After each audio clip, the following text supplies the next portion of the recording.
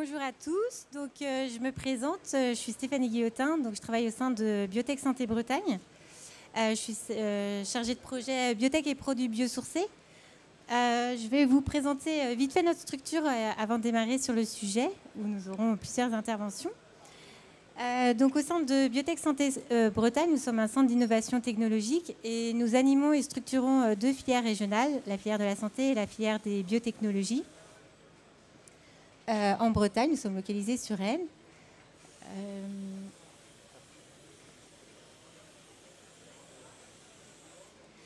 Donc, nous sommes un centre de référence en innovation, dans le domaine de l'innovation sur 7 métiers identifiés: l'éco-industrie, l'agro-industrie, l'alimentaire, la cosmétique, les biotech pharma, tech-med et e-santé.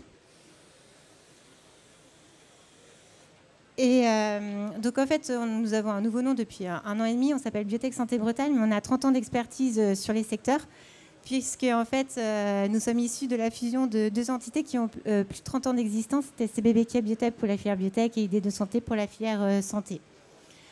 Donc nos experts thématiques animent et soutiennent en fait les projets innovants. Et nous proposons en fait différents suivis, notamment du conseil. On réalise plus de 700 conseils personnalisés par an. La mise en relation de partenaires, aussi bien industriels, académiques, etc. L'ingénierie de projet, les études de faisabilité, l'identification de financement, puisqu'on suit plus de 140 projets par an. On accompagne plus de 140 projets. On réalise aussi de la veille réglementaire, toujours sur nos domaines de compétences. On propose 20 bulletins de veille par an et nous sommes une association loi 1901, donc nous avons environ 160 adhérents. Nous organisons aussi des événements. Là, en 2022, nous organisons un événement qui s'appelle Bio2Active sur Quimper, les 5, 6 et 7 juillet. Sur la valorisation des biomasses au sens large, animales, végétales, terrestres et marines, et le concept de bioraffinerie pour le développement d'ingrédients et d'actifs pour les secteurs de l'agroalimentaire et de l'agriculture. On organise d'autres événements, l'un sur la cosmétique, un autre sur les polymères et des cas biotech tours. Donc c'est assez large sur nos expertises.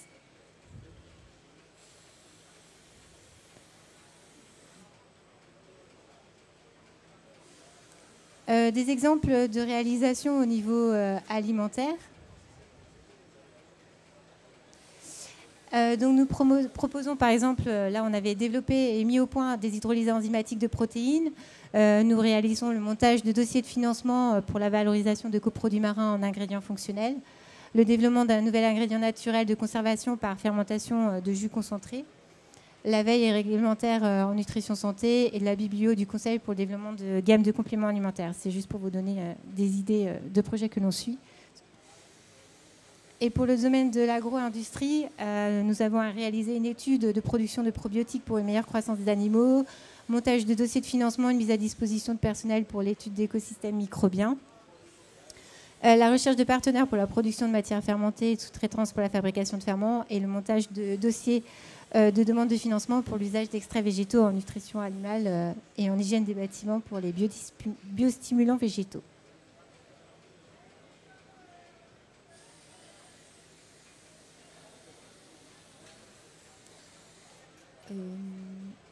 Hop.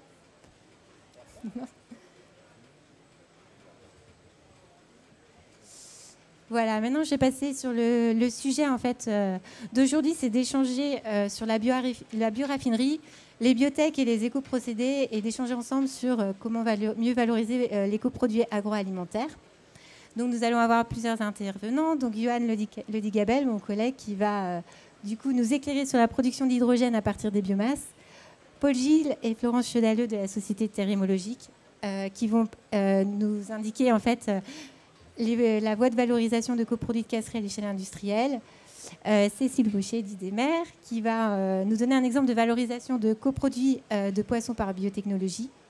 et Fabien Canivet d'Algaia, qui du coup mettra en avant la bioraffinerie sur les algues brunes et la valorisation industrielle. Donc je vais passer la main du coup à mon collègue.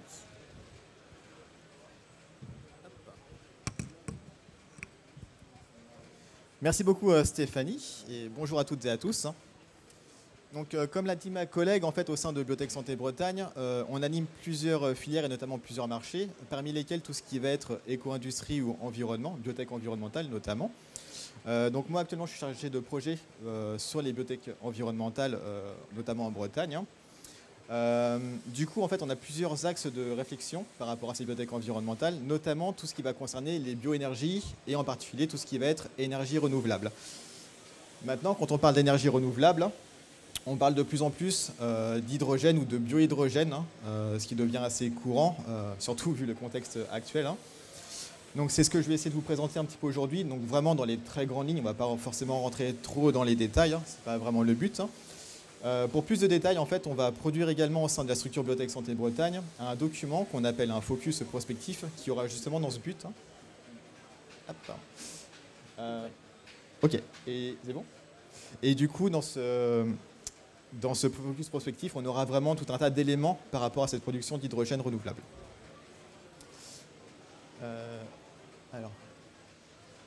Donc voilà les thèmes que je vais aborder un petit peu aujourd'hui par rapport à cette filière hydrogène. Donc tout d'abord donner quelques éléments par rapport à ce vecteur énergétique. Donc comme quoi c'est un vecteur à fort potentiel énergétique. Parler un petit peu du marché de cet hydrogène.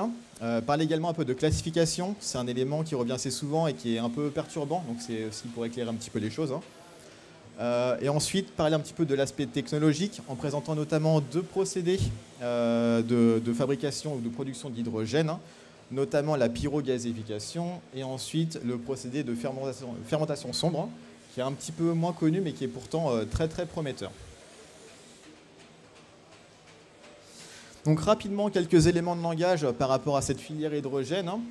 Donc ce n'est pas une filière en soi qui est nouvelle. Il y a déjà des technos qui sont matures et qui sont déjà disponibles sur le marché pour produire cet hydrogène. Notamment, on va parler de vaporéformage, qui est aujourd'hui le plus utilisé pour produire de l'hydrogène. C'est environ aujourd'hui 95% de la production d'hydrogène, ce qui est quand même très très très majoritaire.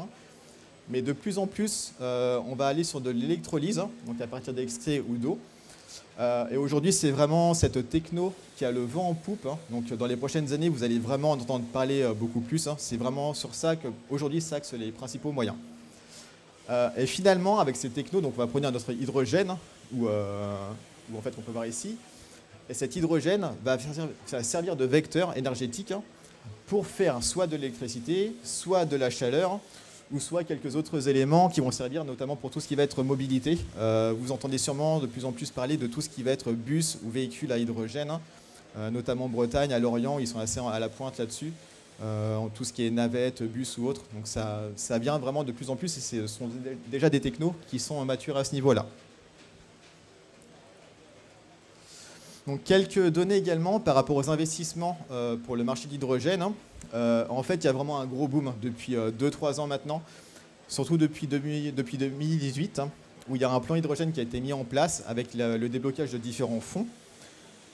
Et surtout en fait depuis l'an dernier où le président Macron justement a vraiment voulu donner un énorme élan à cette filière-là. Depuis 2018 on parlait en millions d'investissements par rapport à cette thématique. Maintenant on parle en milliards. Donc il y a vraiment un réel intérêt à y aller. Et c'est vraiment la très très bonne période pour y aller vu qu'il y a énormément de projets qui se lancent et de fonds qui sont débloqués pour justement avancer dans cette filière-là. Sachant que le but c'est d'ici l'horizon 2050 d'arriver, en tout cas c'est ce qu'on va essayer de faire, de tendre vers cette neutralité carbone. Et au niveau des fonds, par rapport à ces investissements-là, l'idée c'est vraiment de booster les technos, notamment par rapport à l'électrolyse, aujourd'hui en tout cas, mais ça englobera aussi sûrement d'autres technos qui seront complémentaires à cette technologie de l'électrolyse. Développer également tout le secteur de la mobilité, notamment mobilité lourde par rapport à cette filière hydrogène. Et également soutenir tout ce qui va être développement, recherche, innovation. Donc là, ce seront tout ce qui va être projet un petit peu annexe dans cette filière. Juste quelques éléments de langage également par rapport à cette classification d'hydrogène. Alors souvent avant, et encore un peu maintenant, mais un petit peu plus à tort, On classifiait les différents types d'hydrogène par couleur. Vous avez déjà entendu hydrogène noir, gris, vert, bleu, etc. Maintenant, on raisonne plus par rapport au bilan carbone de cette production d'hydrogène. Et les trois termes qui vont revenir aujourd'hui, ça va être hydrogène carboné ou bas carbone ou hydrogène renouvelable. C'est vraiment les mots qui vont revenir et qui vont être intéressants. Donc là, on va prendre vraiment la totalité du bilan carbone et on va voir après, on va essayer de classifier après selon ces différents éléments. Donc c'est plus ça qu'on va essayer de voir aujourd'hui. Donc si vous entendez encore hydrogène bleu ou vert, vous pouvez dire « Ah, on ne dit plus ça ». Maintenant, en termes de process pour produire cet hydrogène, je vais en évoquer deux rapidement qui sont vraiment, selon moi en tout cas, les technos d'avenir, outre l'électrolyse. Mais là, on va parler vraiment aussi de recyclage ou en tout cas de valorisation de déchets ou de coproduits, d'où l'intérêt par rapport à cette thématique d'aujourd'hui. Notamment, le premier process qui va être intéressant à ce niveau-là, ça va être le process de pyrogasification. Alors, c'est un process qui est déjà assez connu dans d'autres cadres, notamment pour produire du syngas et du biochar. Alors, certains ont peut-être déjà entendu parler de ça. En gros, à partir de déchets, plutôt déchets secs ou de matière végétale, on va pouvoir faire un process de pyrolyse et de gasification pour obtenir à la fois du biochar, donc une matière un peu sèche qui s'apparente à du charbon actif, qui va pouvoir être ensuite réutilisé en agriculture notamment, comme piège à carbone dans le sol. Mais également, on va pouvoir faire un gaz de synthèse qu'on appelle généralement le syngaz.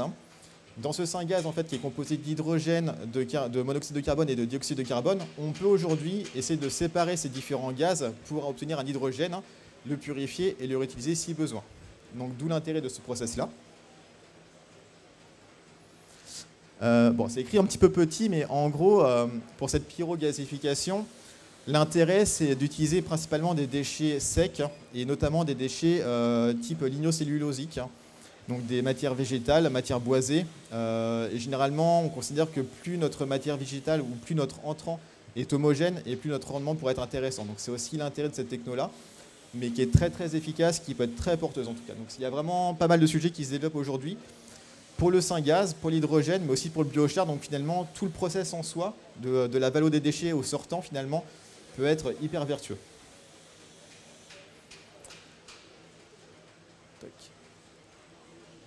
Et l'autre procédé qui va être aujourd'hui très très intéressant pour produire ce biohydrogène, finalement, ça va être la fermentation sombre. Alors c'est un sujet qui commence vraiment à être très documenté aujourd'hui. Il y a beaucoup de papiers qui sortent, d'articles scientifiques, donc il y a beaucoup de recherches également qui sont mises sur ce process. Donc c'est un procédé qui est biologique, qui ressemble un petit peu à ce qu'on peut avoir sur la méthanisation, dans le sens où là encore on parle sur la valorisation de déchets. Alors déchets agricoles mais pas que, déchets industriels ou autres, ou bouts de stations d'épuration. Donc c'est très large aussi au niveau des entrants, ça va être très varié. C'est un process qui est considéré comme étant peu énergivore, donc là aussi c'est intéressant en termes de bilan carbone. Donc on traite nos déchets, donc on les valorise aussi, donc c'est un process qui est vraiment très vertueux à ce niveau-là. Et là où on est vraiment hyper intéressant aussi dans ce process, c'est qu'on ne dépend pas des énergies fossiles. Donc là, on est vraiment dans un process qui est très nouveau, très innovant, et qui est vraiment encore plus aujourd'hui, vraiment dans l'air du temps. Donc là, vraiment pour faire très simple, en fait, on parle de biomasse au départ. Il y a notre process de fermentation qui est fait dans des conditions très particulières, donc souvent dans des conditions sombres forcément, donc à l'abri de la lumière et en anaérobiose. Ce qui va être hyper intéressant et hyper important surtout dans ce process, c'est le choix des souches qu'on va avoir pour catalyser la réaction. Et c'est toutes les interactions qu'on va avoir entre ces souches de bactéries notamment qui va permettre une bonne production d'hydrogène. C'est vraiment sur ça qui va avoir un impact sur nos rendements d'hydrogène. Et à la fin, du coup, on peut récupérer notre hydrogène qu'on va pouvoir ensuite stocker, transporter et réutiliser dans nos différentes applications. Donc là, juste quelques exemples d'entrants qu'on peut avoir pour ce process. Donc là encore, ça peut être des matières lignocellulosiques, donc déchets végétaux, déchets boisés, comme on peut avoir un peu sur la pyrogasification, par exemple. Mais ça peut être également des entrants qu'on peut avoir dans tout ce qui est industrie agricole ou agroalimentaire, notamment quelques exemples documentés. De la mélasse de betterave sucrière, de la paille de maïs qu'on retrouve notamment en Bretagne, qui est assez présente, ou tout ce qui va être déchets agricoles ou encore venant du bétail. Donc là encore, concrètement, c'est des déchets qu'on peut avoir sur le terrain assez couramment, notamment dans cette région-là, et qui peuvent tout à fait être réutilisés dans ce cadre de cette production d'hydrogène. Donc voilà quelques exemples qu'on peut avoir sur ce process-là. Du coup, vraiment pour finaliser en très peu de temps, donc finalement cette filière-là, ou en tout cas ces process-là, il y a un réel intérêt à y aller aujourd'hui. Le potentiel énergétique est vraiment très très prometteur.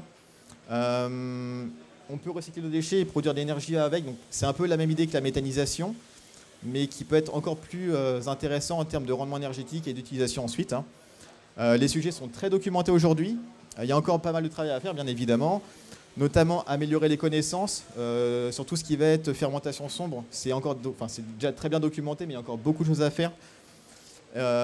Notamment tout ce qui va concerner les échelles de changement d'échelle. Là, on est surtout sur de l'échelle de labo, voire pilote. Il y a encore peu de choses à l'état industriel. Donc, c'est vraiment l'occasion de lancer des projets qui seront, pour le coup, très, très innovants et très vertueux pour la suite, surtout étant donné le contexte actuel. Merci pour votre écoute. Et je ne sais pas s'il y a des questions par rapport à ce qui vient d'être dit. Oui.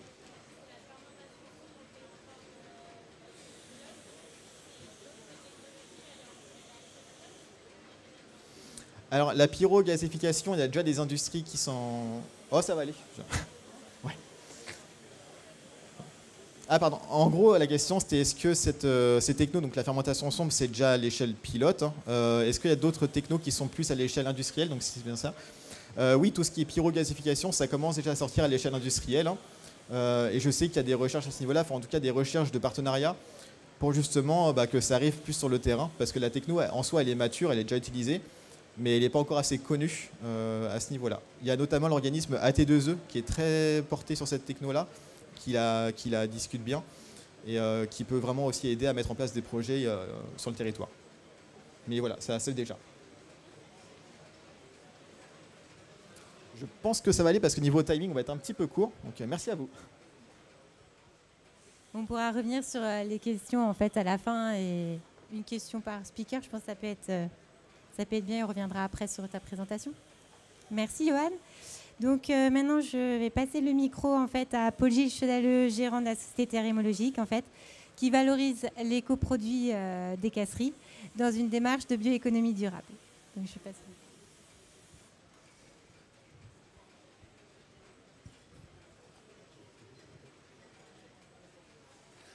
Bonjour. Donc Paul-Gilles Chedaleux, associé avec Florence, ma femme, qui est dans la salle. Nous, on a mis en route notre unité en 2018. On fabrique et on commercialise des coquilles d'œufs. Voilà. C'est des coproduits de casserie. C'est un produit naturel, c'est un substitut au carbonate de calcium d'origine fossile. Donc là, c'est un produit naturel, complètement naturel. Aujourd'hui, on valorise 6000 tonnes de coquilles. On a commencé avec 2000 il y a 4 ans et on est arrivé à 6000. On est quasi à saturation. On a un gisement sécurisé sur plusieurs casseries bretonnes. Voilà. Aujourd'hui, on réfléchit à faire un petit peu plus.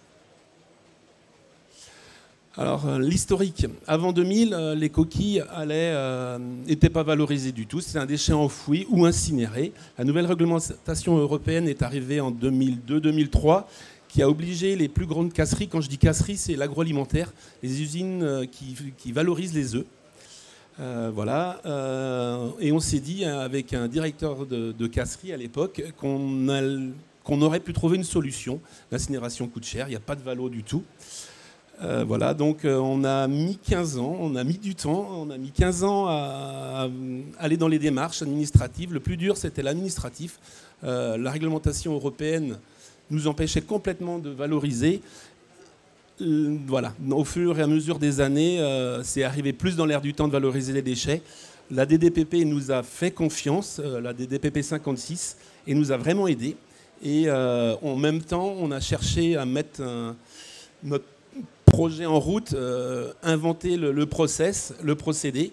Donc voilà, à la base, je n'ai pas expliqué, mais on est agriculteur aussi, on fait du végétal, donc on avait en même temps de l'élevage et on a cherché des solutions techniques. Donc c'est Florence qui faisait de la R&D à la ferme, dans la cuisine, voilà, et elle essayait de savoir comment on pouvait le faire. Et on a trouvé de 2011 à 2018, là on a vraiment travaillé sur le process et on a mis en route l'usine en 2018. On a eu l'obtention, l'agrément sanitaire de la DDPP 56 Et on a eu une AMM qui est délivrée par l'ANSES. Cette AMM, très difficile à avoir. En fait, on était classé quasiment comme un produit phyto, comme il y avait un grand vide juridique. Voilà, donc beaucoup d'argent pour avoir cette AMM. Voilà, et on est arrivé en 2022. Aujourd'hui, on est 4 personnes temps plein. En fait, on est 5, mais il y a demi-temps. Et on a encore beaucoup de projets.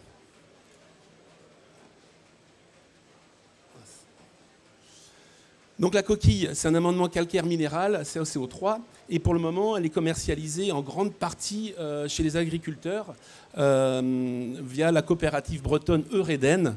La première casserie qui nous a fait confiance aussi, je n'ai pas cité, mais c'est Cocotine, une usine du groupe Eureden. Donc les 6000 tonnes partaient que en local, c'est-à-dire 20 km au départ, les 2 premières années. Et aujourd'hui, on va un petit peu plus loin, on va sur 3 départements bretons. On va aussi vers les arboriculteurs, les vergers notamment, les pommiers sont très intéressés. Il y a une étude qui a été faite par la Chambre d'agriculture et eux sont très, très intéressés par ce produit, et les maraîchers. Et depuis l'année dernière, on distribue en jardinerie un sac de 15 kg. Donc ça peut aller en amendement calcaire, c'est le premier but, mais ça va aussi en paillage autour des massifs. On a des projets, comme je disais, en cours pour le moment sur des produits biosourcés et aussi sur le pet food. Donc voilà, encore plein de choses en cours. Ce que je n'ai pas expliqué, donc la coquille, on la reçoit brute, humide, et dans notre procédé, on sépare la coquille de la membrane. Quand on écale un œuf, il y a une petite membrane, et cette membrane, dans notre process, on arrive à la séparer. Donc cette membrane est très riche en protéines, collagène, acide hyaluronique. Voilà. Et sur ce sujet, on a un peu moins avancé, mais c'est toujours aussi dans cette partie-là. On est en cours et en recherche avec plusieurs secteurs, dont la cosmétique et le pet food.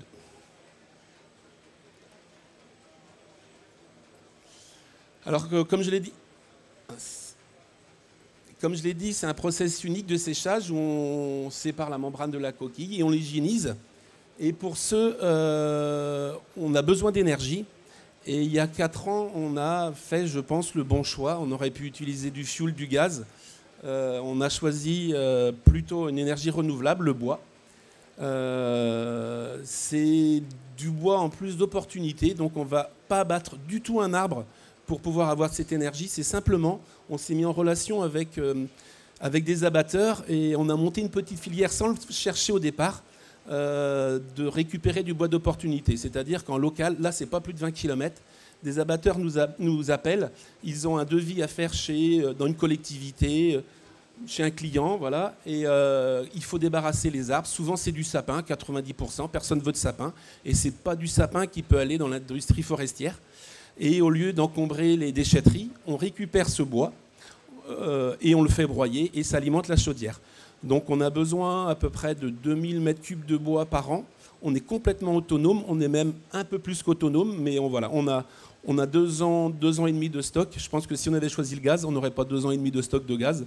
Là, voilà, ça nous donne un petit peu raison. Et en plus, on a monté notre filière qui fait à peu près un quart temps sur la société et qui donne de très bonnes relations avec les abatteurs et le voisinage. Donc voilà, on est en complète économie circulaire. Des fois, le schéma d'économie circulaire peut être un peu compliqué à expliquer. Là, nous, c'est tout simple. D'un œuf, dans l'agroalimentaire, l'industriel va récupérer le blanc, le jaune. Nous, on récupère le déchet, la coquille. La coquille, on va la transformer, voilà, qui va retourner au sol, qui va pouvoir faire produire des céréales, du maïs, qui vont faire de l'alimentation, qui vont nourrir les poules, qui vont pondre un œuf, et c'est reparti. Donc là, c'est très simple à expliquer. Et voilà, ça peut aussi aller en alimentation de la poule pondeuse, qui a besoin de calcaire. Donc voilà, ça peut retourner aussi. Pour le moment, le gros du gisement va sur les terres plutôt en substitut de la chaux. Donc la chaux qu'on utilisait couramment, qui vient, elle, de Haute-Normandie, ou de Charente. Je ne suis pas tout à fait situé, nous on est dans le Morbihan. Et voilà, donc là c'est un substitut d'énergie, d'un produit fossile de carrière Et voilà, donc on arrive quand même, ça fait que 6 000 tonnes, mais c'est 6 000 tonnes qui sont vraiment pratiquement en circuit court et qui restent en Bretagne au lieu de faire des navettes de camions. Donc le bilan carbone est plutôt bon par rapport à de la chaux. Donc les nouvelles récentes, c'est qu'on est lauréat national des trophées de la bioéconomie 2021. De fait, on va remettre le prix au Salon de l'Agriculture, mais avec les aléas du moment, le ministre n'a pas pu nous le remettre. Et avec la coopérative Eureden, on a aussi remporté en collaboration le prix d'économie circulaire de la coopération agricole.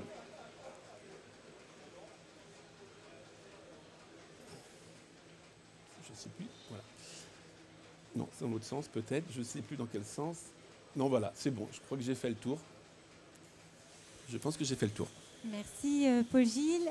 Donc je ne sais pas, félicitations pour l'obtention, votre position de lauréat dans les trophées de la bioéconomie qui récompense votre démarche. Est-ce que vous avez une question peut-être à poser? Non, sinon ce sera pour tout à l'heure. Ok. Donc je passe la main du coup à Cécile Baucher du Centre technique IDEMER qui va vous décrire un projet de valorisation de coproduits de poissons par les biotechnologies. Alors IDEMER, c'est un centre technique qui a été créé en 1987 à l'initiative du Conseil régional de Bretagne, de Lorient, enfin Cap-Lorient à l'époque, de l'Ifremer et de la CCI. C'est un centre qui est aujourd'hui dédié à la valorisation des produits et des coproduits alimentaires.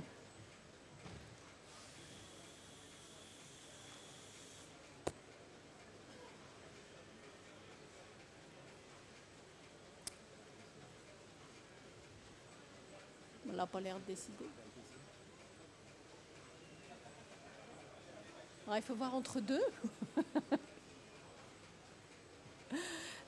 C'est une association loi 1901, comme la plupart des centres techniques bretons.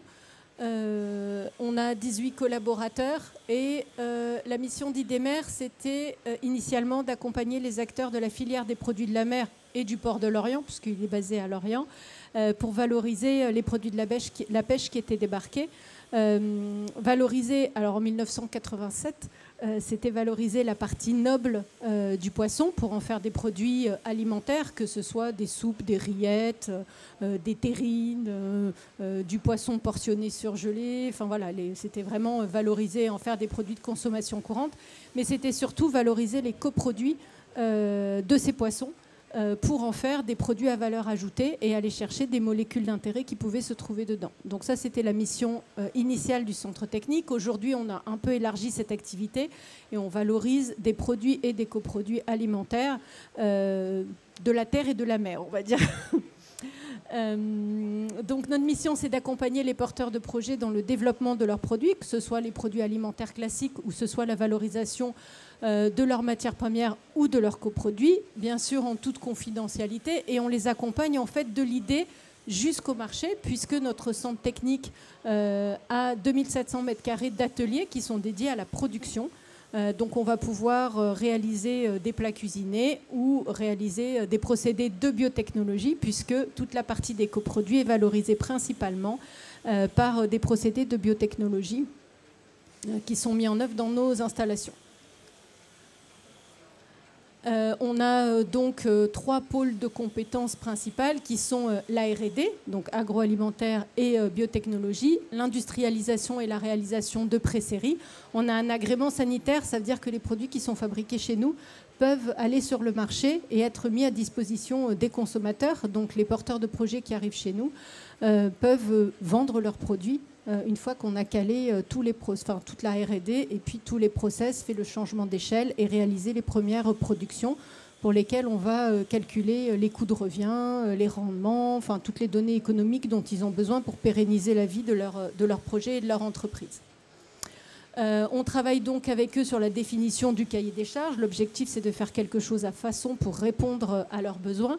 Et on réalise les phases de R&D en laboratoire. On réalise ensuite les phases de changement d'échelle.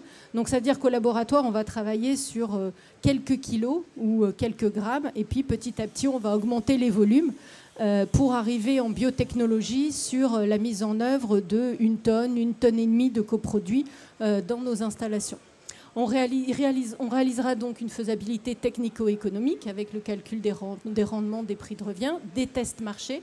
Et puis, on peut réaliser pour leur compte ensuite de la sous-traitance industrielle jusqu'à ce qu'ils aient atteint des volumes suffisants pour soit monter leur propre atelier, soit aller chez un autre façonnier qui aura des volumes supérieurs aux nôtres. Alors, en termes de coproduits, qu'est-ce qu'on valorise chez le poisson? On va valoriser tout ce qui reste qu'on n'a pas utilisé pour l'alimentaire. Quand on a fileté le poisson, on récupère d'un côté la tête. Donc on est capable d'hydrolyser, c'est-à-dire de faire consommer par des petites enzymes dans de l'eau chaude la tête de poisson, de manière à récupérer des fragments de protéines qui ont un intérêt en termes d'activité fonctionnelle et qu'on va utiliser notamment en alimentation santé ou en nutraceutique. On va récupérer ce qu'on appelle le voile de filet, donc l'arête avec de la chair qui reste dessus, et on est capable là de venir récupérer, de faire de la pulpe avec la chair qui reste sur les arêtes, et puis d'hydrolyser l'arête avec le peu de chair qui reste dessus, de récupérer les peptides qui ont un intérêt, puis après de récupérer les arêtes, de les broyer et d'en faire un complément alimentaire qui là aussi est valorisé dans le monde des compléments alimentaires. Donc ça veut dire que tout ce qui... On valorise même les peaux, les écailles, tout. L'idée, c'est de consommer tout ce qu'on peut utiliser et d'aller jusqu'au bout pour finalement essayer d'atteindre le zéro déchet.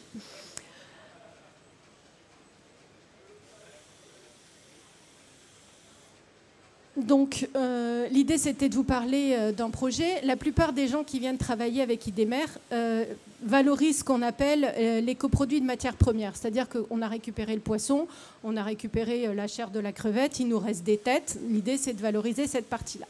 Le produit co-food, c'est l'étape suivante, c'est de se dire que cette fois-ci, on va essayer non pas de valoriser les coproduits de matières premières, mais de valoriser des coproduits de process. Donc, c'est des coproduits de deuxième génération. C'est ceux qui restent une fois qu'on a déjà valorisé le coproduit de matières premières. Le projet, dans son nom le plus développé, c'est un projet de développement de procédés originaux permettant la valorisation alimentaire de coproduits animaux issus de la fabrication d'extraits aromatiques. Le projet, dedans, il y a, vous l'avez deviné, IDEMER comme centre technique, mais il y a un industriel qui est un leader des extraits aromatiques, qui est l'entreprise, qui est le groupe MAN, qui, lui, valorise des coproduits de matières premières et qui, à l'issue de ces process de production de ces extraits aromatiques, dispose lui aussi de coproduits. Et l'idée, c'est de trouver des voies de valorisation de ces coproduits-là. On a donc... L'objectif, c'est de... Alors, c'est un projet qui démarre. Il a démarré il y a 3 mois. Donc, on a commencé par caractériser les coproduits de deuxième génération qu'on avait, de commencer à tester des process qu'on pourrait appliquer pour trouver des voies de valorisation. Et puis, après, on va chercher des marchés sur lesquels on pourra proposer les molécules ou les produits issus de la valorisation de ces coproduits. C'est un projet qui est soutenu par le Conseil régional de Bretagne, puisqu'il est accompagné par Bretagne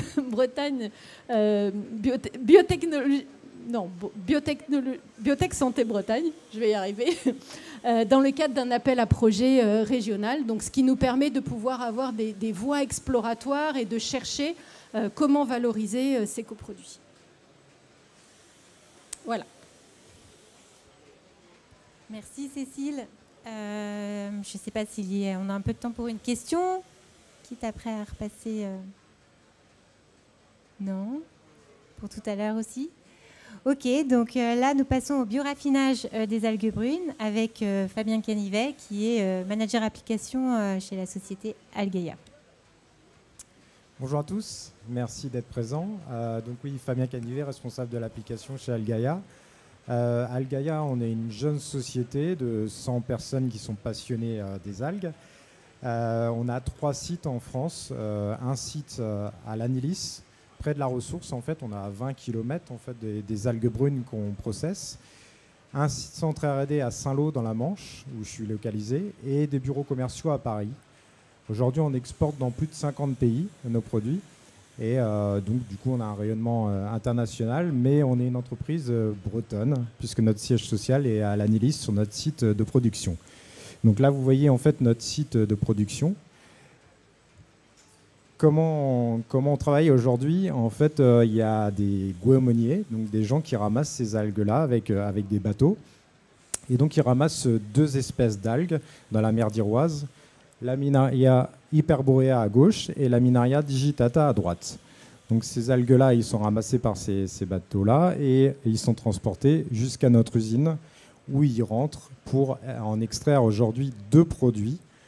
L'alginate, qui est un produit qui est utilisé dans plein d'applications, aujourd'hui principalement l'application alimentaire. Et c'est un produit qui est un épaississant ou un gélifiant et c'est un produit qui est actif à froid. Donc c'est un produit qui est assez versatile et qui peut apporter plein de choses en fait, à votre produit fini. Il peut apporter de la thermostabilité, de la stabilité à la congélation, décongélation. Voilà, un produit très très versatile. Et dans cette usine, depuis qu'on l'a repris, on a mis en place une nouvelle unité d'extraction de biostimulants. Donc ces biostimulants, en fait, ils sont utilisés aujourd'hui dans les applications agricoles. Donc c'est un sprayage des feuilles, en fait, donc c'est du foliaire qui permet de stimuler la plante et ensuite cette plante va donner ou plus de fruits ou va pousser plus vite, va mieux résister au stress hydrique. Donc ça, c'est une pierre de la bioraffinerie au sein d'Algaia, puisqu'aujourd'hui, en fait, notre vision pour le futur, c'est de valoriser un peu tous les composés des algues, tout en gardant un process green. Donc on va s'interdire d'aller sur certains solvants ou par exemple de l'alcool sur notre site. Donc on sait qu'on n'ira pas sur la valorisation de toute l'algue, mais aujourd'hui, pour vous donner une idée, on valorise à peu près 30% de la biomasse avec l'extraction de ces 2 produits. Et demain, on voudrait valoriser beaucoup plus. Et aujourd'hui, on génère un coproduit qui, par le passé, n'était pas valorisé.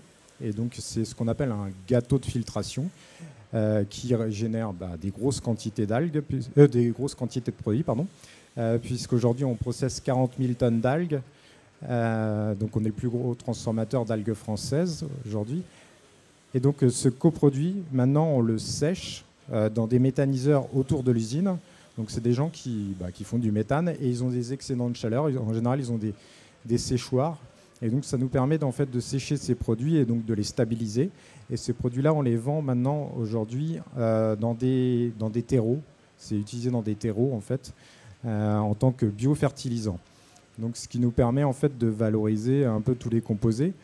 Alors, ce n'est pas une fin en soi. Hein. Je pense qu'on veut aujourd'hui extraire d'autres composés avant d'arriver à ce produit fini. Mais on a trouvé cette voie de valorisation. Donc, passer d'un plan d'épandage qui nous coûtait beaucoup d'argent et qui représentait des gros volumes à des biofertilisants. Donc ça, c'est une étape qui nous paraissait déjà importante. Donc, passer de quelque chose qui nous coûtait de l'argent à quelque chose qui nous rapporte, c'est quelque chose déjà d'innovant. Et on sait qu'en fait, il y a d'autres composés dans ces algues qui pourraient être intéressants. Donc je pense que dans le futur, on aura des extraits plus santé ou des produits qui pourraient rentrer par exemple dans les compléments alimentaires. Donc ça, c'est quelque chose vers quoi on va aller, puisque je pense qu'il y a plein d'autres composés qui pourraient être encore peut-être mieux valorisés que l'alginate. Et à la fin, finalement, peut-être que l'alginate deviendra notre coproduit presque. Donc on voudrait extraire vraiment beaucoup d'autres produits avant l'extraction de cette alginate. Donc juste, j'ai pas dit, en fait, cette usine-là, on l'a achetée en 2017. Cette usine appartenait à une société qui s'appelle Cargill, et donc qui était très tournée vers l'extraction de l'alginate, mais qui n'avait pas cette vision sur la bioraffinerie. Mais aujourd'hui, elle est vraiment importante. Ça permettra d'étoffer notre portfolio.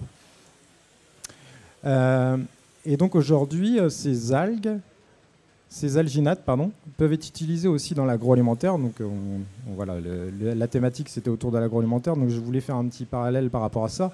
Aujourd'hui, les alginates peuvent être utilisés dans l'agroalimentaire pour valoriser tout ce qui est coproduit. Donc nous, nos alginates, aujourd'hui, on les vend une partie part dans la valorisation de ces coproduits. Donc on peut restructurer ou reformer des produits. Par exemple, on vend en graisse pour reformer des feuilles de vigne qui sont utilisées pour faire des roulés. Donc ça, c'est une valorisation des fragments de feuilles de vigne. Ça peut être aussi dans la viande, par exemple, pour valoriser les coproduits, dans les produits végétaux, par exemple, pour valoriser ces coproduits. Toutes les chutes qui restent, en fait, on va les recoller ensemble avec l'alginate. Donc c'est un process à froid, on va les recoller et on va pouvoir refaire des tranches, et on aura un produit qui va être thermostable et stable à la congélation, décongélation. Donc on est sur des process assez simples de valorisation des coproduits, et c'est des process qui se font à froid.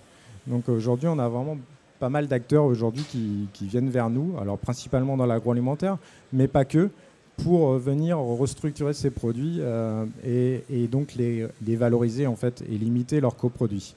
Donc la bioraffinerie est appliquée aujourd'hui au sein d'Algaia pour nous-mêmes, et puis en fait on vient en tant qu'acteur pour valoriser en fait les coproduits et aider les gens à valoriser leurs coproduits. Donc voilà, donc nous on valorise tous les coproduits qui sont à base d'eau, on va dire, puisque c'est un hydrocolloïde, donc on a besoin un peu d'eau. Mais voilà, on a vraiment beaucoup d'applications, et aujourd'hui même sur l'application alimentation pour animal, on a quand même pas mal de choses sur cette thématique-là. Donc voilà, une belle photo de mer d'Iroise où on va pêcher nos algues. Merci. Merci Fabien. Est-ce qu'il y a une question pour Fabien dans l'Assemblée? Non. Est-ce que vous avez des questions pour l'un de nos intervenants? Là, on a quelques minutes encore pour échanger. Si vous avez même des commentaires à réaliser sur le concept de bioraffinerie, la valorisation des coproduits. Oui. Oui. Deux questions. Allez-y. Oui, bonjour. Bonjour. C'est intéressant, mais je fais également des produits, et je revalorise des produits. Et pour le consommateur, aujourd'hui, le durable, il s'en moque un peu. Et la deuxième chose qui est un peu négative, c'est que j'ai l'impression que tout ce qui est dans le développement durable, c'est la fragmentation des produits. Et cette fragmentation, ça fait qu'on va les redonner aux consommateurs, et ça n'a pas forcément une image positive. D'accord. Est-ce que l'un d'entre vous veut répondre, intervenir?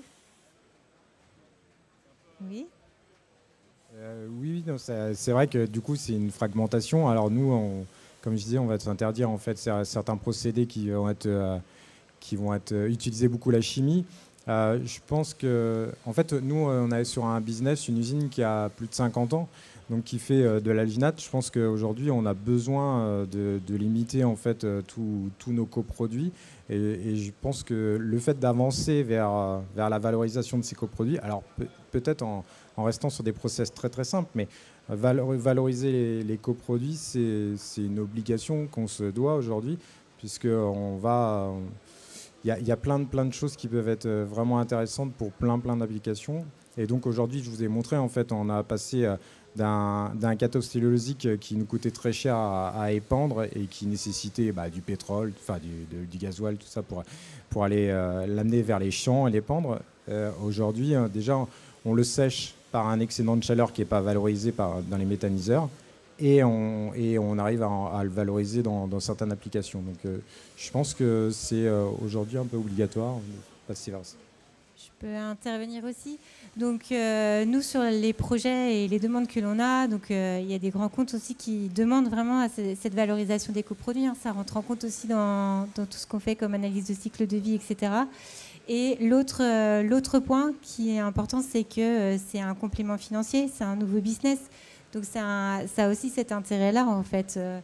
Quand on parle des algues, même en cosmétique, il y a un très faible pourcentage qui est utilisé. Donc voilà, c'est quand même une demande des consommateurs, et c'est quand même marketé par certains pour mettre en avant en fait certains produits.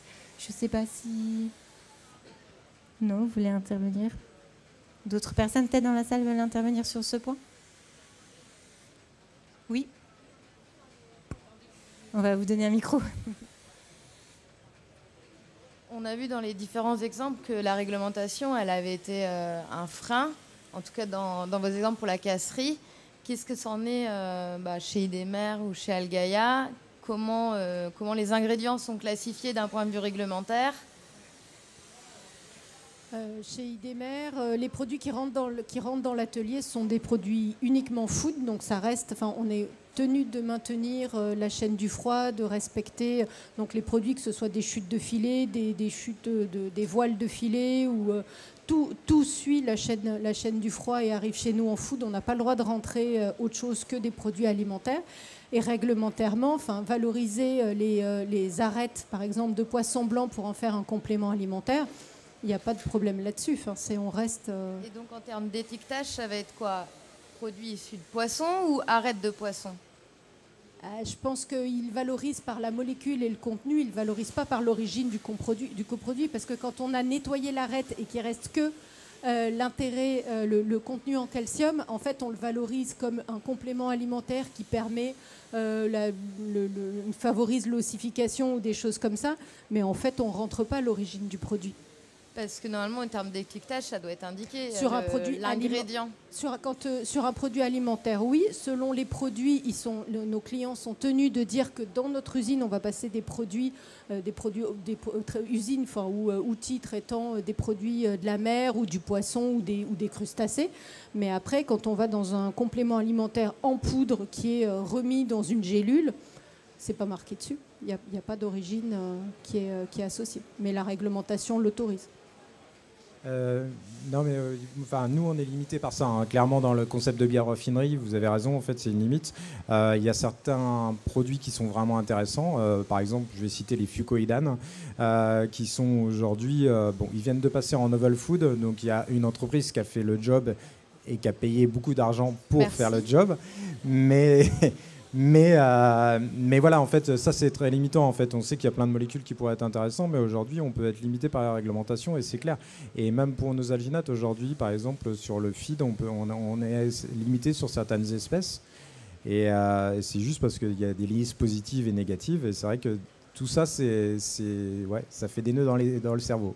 C'est ça, parce que même l'exemple de carbonate de calcium, c'est quelque chose qui est très connu avec le merle. Et en fait, là, avec la coquille d'œuf, ça paraît une évidence, chimiquement, n'importe quoi. Tout à fait, ça paraît évident, sauf que réglementairement, en tous les cas pour nous les coquilles d'œufs, il y a un trou dans la raquette. Personne n'avait pensé qu'on pouvait valoriser les coquilles d'œufs il y a 20 ans. Voilà. Donc c'était très compliqué, mais voilà, la DDPP 56, dont la référente des sous-produits animaux est basée, pour le national, est basée dans le 56, nous a beaucoup aidé. Si il n'y avait pas eu une aide de l'administration, le projet n'aurait jamais pu voir le jour. Et en fait, ça vous a demandé du temps et de l'argent, en fait, c'est ça. Mais c'était et vous êtes allé jusqu'à l'autorisation de mise sur le marché. Voilà, on est allé jusqu'à l'AMM, qui coûte beaucoup d'argent, beaucoup de temps. On a donc mis en route l'usine mars 2018. Stéphanie s'en souvient, avril 2018, 330 analyses à faire sur un mois pour pouvoir montrer plus que patte blanche pour un produit qui retournait au sol. On demandait une AMM pour ramener des coquilles au sol et non aller dans le food. Voilà. Donc, mais voilà, une fois que cette étape passée, aujourd'hui, on voit on n'aurait pas pu le faire sans cette étape. Puis maintenant, c'est un succès. Du coup, ça vous a aussi débloqué du business.